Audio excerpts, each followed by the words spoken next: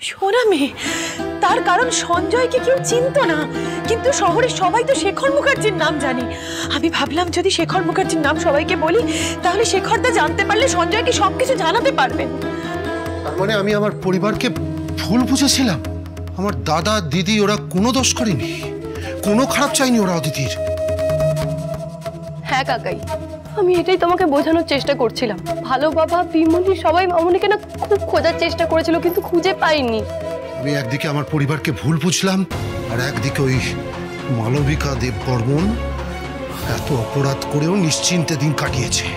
ফল ওকে ভুগতেই হবে, আমি ওকে ছাড়বো না, ওকে এমন শাস্তি দেব। আমার দিদিকে আমি নিজের হাতে শাস্তি দেব সঞ্জয়, আমি নিজের হাতে শাস্তি দেব দিদিকে।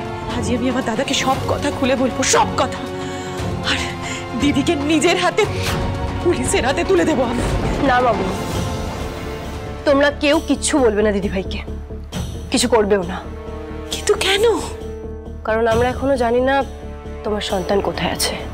তোমাকে সুস্থ করতে আমি ছোটনকে তোমার সন্তান সাজিয়ে নিয়ে এসেছিলাম, কিন্তু এবার আমাকে জানতেই হবে যে তোমার ছেলে আসলে কোথায় আছে।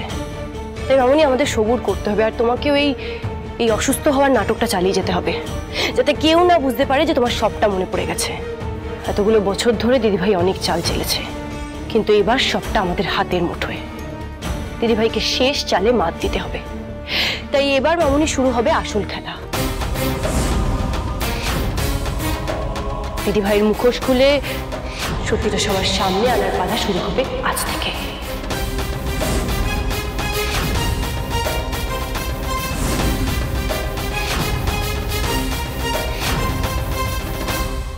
আসল অপরাধীকে যদি ডালি প্রমাণ সহ আমার সামনে এনে দাঁড় করাতে পারে, আমি আপনাকে কথা দিচ্ছি, সে আমার আপন হোক বা পর, পরিবারের লোক হোক বা বাইরের লোক, আমি তাকে কঠোর থেকে কঠোরতম শাস্তি দেব নিজের হাতে।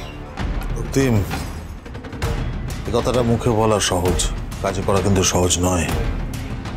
জানি মিস্টার মুখার্জি সহজ নয়, কিন্তু এই কাজটা করব, কারণ আমিও ডালির মতো কথা রাখতে জানি।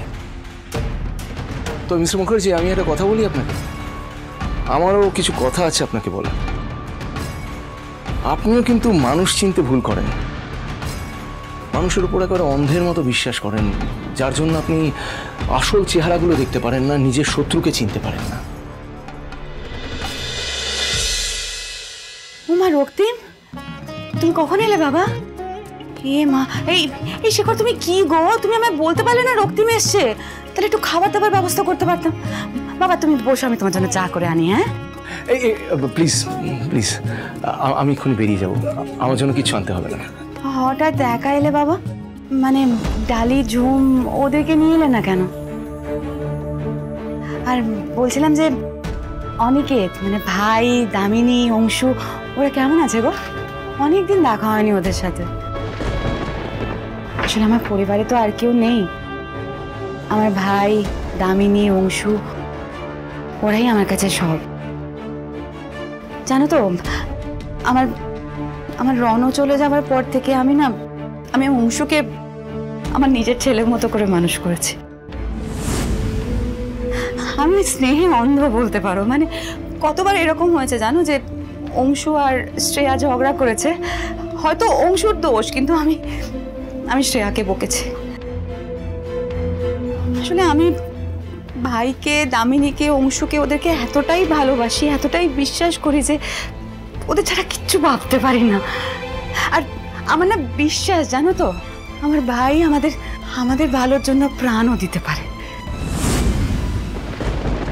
অনিকেত বাবুকে উনি যেভাবে ভরসা করেন, তাতে ওনার নামে এখনই সত্যিটা বলা সম্ভব নয়।